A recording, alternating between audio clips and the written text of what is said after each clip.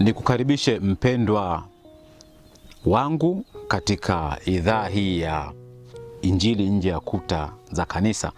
Huwa napenda kutumia injili nje ya kuta za kanisa. Nilizungumza kwamba nilitamani niseme injili nje ya kuta za majengo ya ibada, japokuwa unakuta kwamba neno lile ni gumu. Kwa hiyo tunatumia sana injili nje ya kuta za kanisa kwa sababu watu wengi wanaelewa kanisa kama jengo, kitu ambacho nimeshafundisha kwamba kanisa sio jengo.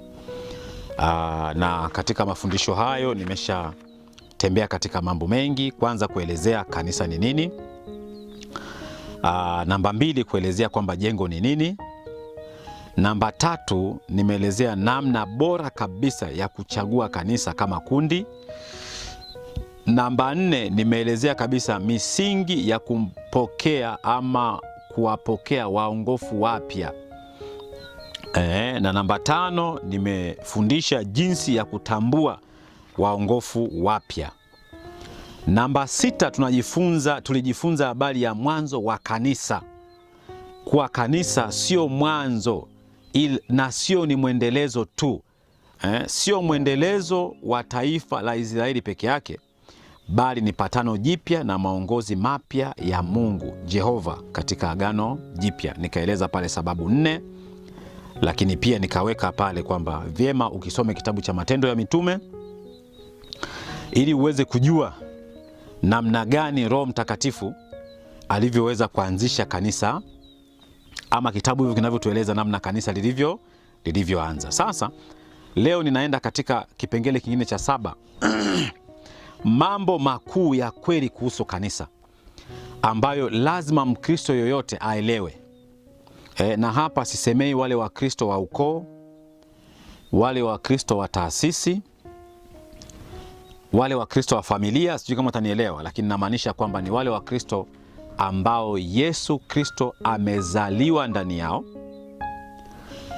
wamekubali wenyewe kumpokea Yesu Kristo kuwa Bwana na Mwokozi wa maisha yao. Watu hao waliowekwa wakfu kwa ajili ya kutumika na Yesu Kristo mwenyewe. Kwa hiyo kuna mambo makuu na mambo haya ni ya kweli kabisa kulihusu kanisa, lile kusanyiko, sio jengo. Jambo la kwanza, kuna mwili mmoja tu. Mwili mmoja tu, na nimeshaeleza kwamba Biblia inazungumza mara nyingi sana kwamba kama viungo vilivyo vingi lakini mwili ni mmoja, ndivyo watu walivyo, yani katika karama na vipawa, lakini mwili ni huu mmoja. Sisi wengine watu tunasema kwamba mwili mmoja, kanisa moja, imani moja, ubatizo mmoja tunaendelea kwamba hamna kitu cha namna hiyo. Lakini pia kundi moja tu la waamini hapa duniani. Anaweza akawa ni lugha tofauti, maumbile tofauti, rangi tofauti, lugha tofauti na nini, lakini kundi hilo ni moja la waamini hapa duniani. Ukisoma Waefeso 4:4 inatakiwa ulielewe hilo kwamba mambo makuu, kwamba mwili ni mmoja tu, na tunakubali wengine tunapokuwa tunapokea sakramenti ama ile meza ya Bwana kwamba mwili ni mmoja, lakini sisi tulio wengi tunafanyika nini? Kwa mwili mmoja. Bwana Yesu asifiwe sana. Kwa hiyo mwili ni mmoja na sisi tulio wengi tu mwili mmoja. Nitajitahidi nikuwekea hayo maandiko hapo chini ili uwe na uwezo wa kuyaona kwamba maandiko yako wapi. Bwana Yesu asifiwe sana. Lakini katika mwili huo mmoja, pointi namba 2, kwamba Kristo ndiye kichwa cha mwili huo. Hakuna kichwa kingine. Anayelishika kanisa, kichwa cha kanisa ni kimoja tu. Soma waraka wa Paulo kwa Waefeso 5:23 ama 1:23, ama soma waraka huo waraka wa Paulo kwa Kolosai 1:18, utaone na kudhihirishia kwamba Kristo ndio kichwa cha mwili huo. Kristo ndio kichwa cha kanisa. Kanisa kama kusanyiko la watakatifu, kundi la watu waliomwamini Yesu Kristo, kumpokea huyu kuwa Bwana na Mwokozi wa maisha yao, anaye wawakilisha kule juu, kichwa ni kimoja. Point namba 3 ni kwamba waamini wote ni viungo katika mwili huo, na ukisoma utaona kama habari ya vipawa na karama. Soma habari ya mfano ule wa talanta. Soma habari ule ya mfano wa mpanzi Kwa hiyo utajifunza kwamba mmiliki ni mmoja, lakini anaweza akapanda sehemu tofauti tofauti. Mmiliki ni mmoja, lakini aliwapa hawa fedha tofauti tofauti. Bwana Yesu asifiwe sana. Kwa hiyo hapa waamini wote ni viungo katika mwili huo, na Biblia inatukubalia kabisa kama viungo vilivyo vingi, lakini mwili ni mmoja, na sisi vivyo hivyo. Na hapa ndio kuna masomo nitakayokuja kufundisha. Napenda sana vipawa na karama, watu waelewe kwamba kipawa ni nini na karama ni nini, na kwa nini Mungu aliviachilia hivyo vipawa na karama kwa watu wake. Leo hii unakuta mtu akiwa mwimbaji mzuri, mkimsumbua tu kidogo siimbi. Akiwa mwimbaji mzuri, akitaka jambo lake msipolifanyia kazi haombi. Kwa hiyo tunataka tujifunze kwamba karama ni nini na vipawa ni nini, na kwa nini Mungu aliviachilia hivyo vipawa na karama kwa watu wake. Kwa hiyo hapa utasoma Matendo ya Mitume 2:47 na waraka wa kwanza wa Paulo kwa Wakorinto 12:12 mpaka 26. Pointi ya 4 muhimu kabisa ni kwamba Roho Mtakatifu ni mwakilishi wa Kristo katika kanisa. Hapa nitakuja kufundisha. Mwangalie Ibrahimu, mwangalie Isaka, mwangalie Elieza, mwangalie Rebeka mke wake wa Isaka. Sijui kama nitakuwa nimetaja sawa, naamini nimetaja sawa. Lakini hapa mwangalie Mungu Baba Jehova, mwangalie Yesu Kristo mkombozi, Bwana na Mwokozi wa maisha yetu. Alafu mwangalie Roho Mtakatifu, kazi anayoifanya. Kazi anayoifanya huyu inaweza isiwe tofauti na kazi aliyokuwa anaifanya Elieza wakati wa kumtafutia mke Isaka, kwa mapatano waliokubaliana kati ya mtumishi mwaminifu na babake Isaka, Ibrahim. Kwa hiyo tuelewe kwamba Roho Mtakatifu ni mwakilishi wa Kristo katika kanisa. Soma kitabu cha Matendo ya Mitume 13:2 ama soma 16:6. Soma waraka wa Paulo kwa Warumi 8:26 mpaka 27. Soma Yohana Injili 14:16 aya 16, kasome na aya 26. Lakini soma pia mlango wa 16 aya ya 13. Soma waraka wa Paulo kwa Waefeso 2:18 na 4:11. Utagundua kwamba kanisa,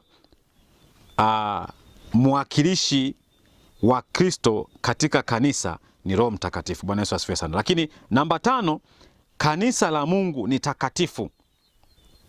Soma waraka wa kwanza wa Paulo kwa Wakorinto 3:17. Lakini namba 6, kwamba karama hutolewa na Mungu kwa maongozi ya kanisa. Mungu anatoa karama, Mungu anatoa karama kama maongozi kwa kanisa, kanisa liweze kutembea. Bwana Yesu asifiwe sana. Karama sio ya kwako. Ukisoma habari ya Roho Mtakatifu anasema naye humpa kila mmoja kwa kadri apendavyo yeye.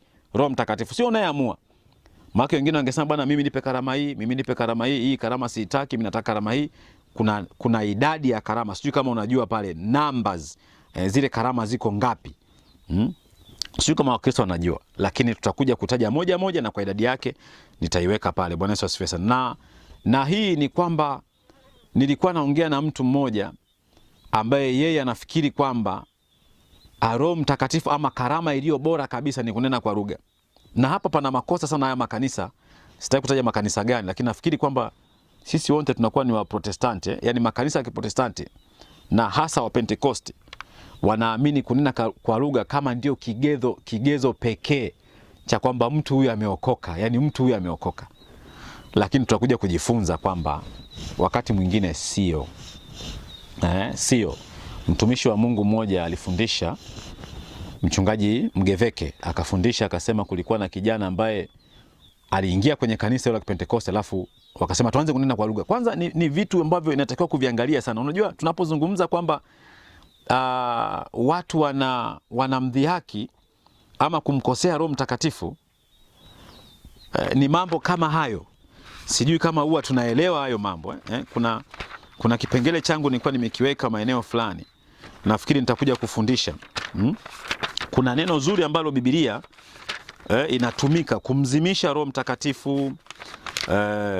Watu kuna kitu tunasema kumpinga, kumfanyia jeuri, kumhuzunisha, kumzimisha, kumwasi, lakini kuna neno moja ambalo huwa nalipenda, nitaliweka hapo. Bwana Yesu asifiwe sana. Nitaliweka hapo, ambalo watu wengi nadhani wanalifanya pasipo kuelewa kwamba ni makosa. Yaani unamwambia anza kunena kwa lugha, alafu unamwambia simama. Roho Mtakatifu hawezi kufanya kazi yaani wewe unavyotaka. Hawezi kufanya kazi namna hiyo. Yaani uelewe kwamba hizo karama ambazo zilitolewa ni kwa ajili ya maongozi ya kanisa. Sisi sio wakubwa kuliko Mungu, sio wakubwa kuliko Roho Mtakatifu. Roho Mtakatifu yuko kwenye upper level. Upper level. Huwezi namna hiyo. Kwa yule bwana mdogo akaona wenzake wanaingia tu wananena kwa lugha kama shandara barabara. Sasa yeye akawaza kwamba okay, mimi nitafanya nini? Kwa hiyo akaanza msumbugu. Mtumishi anasema msumbugu. Sasa nilipoulizia kwamba msumbugu ni nini, ilionekana ni aina ya mboga fulani, Wahehe au Wabena watakuwa wanajua. Kwa hiyo muangalie sana. Hii inadhihaki. Inadhihaki. Tunamkosea Roho Mtakatifu. Haya mambo tuache. Roho Mtakatifu anavyo hatuwezi sisi kumcontrol, yani kwamba Roho Mtakatifu yupo kwenye uwezo wa limit yetu. Hapana. Bwana Yesu asifiwe sana. Kwa hiyo jambo la 7, waamini wote ni makuhani wa Mungu ama makuhani wa Yehova. Unaposoma Petro, ule waraka wa kwanza wa Petro 2:5 na 9, lakini pia soma kitabu cha Kutoka 28:1. Bwana Yesu asifiwe sana. Kwa hiyo hii ni namna bora sasa ambayo tunafikiria kwamba watu waweze kuelewa kwamba mambo makuu ya kweli yanayolihusu kanisa. Nimezungumza mambo 7. Lakini pia kuna swali ambalo huwa linakuja kwamba sasa katika mambo haya, je, waamini watumie jina gani kujipambanua mbele za watu? Nilifundisha ili somo kwamba waamini watumie jina gani kujipambanua mbele za watu. Hilo nitakuja kufundisha baadaye. Mungu akubariki sana. Asante kwa ajili ya kuchukua muda wako kwa pamoja nami kujifunza neno lake. Leo tumejifunza jambo muhimu kabisa, mambo makuu ya kweli kuhusu kanisa, takriban mambo 7, na maandiko ya Biblia yanatuthibitishia kwamba hivyo ndivyo inavyotakiwa kuwa. Mungu akubariki, nikutakie kazi njema na wakati mwema. Salimia familia yako. Mungu akapate kutembea katika familia yako, akakuhudumie sawa sawa na alivyowahudumia wenzetu waliotangulia na sisi, kwa ajili ya utukufu wa jina lake. Naomba na kushukuru. Amin.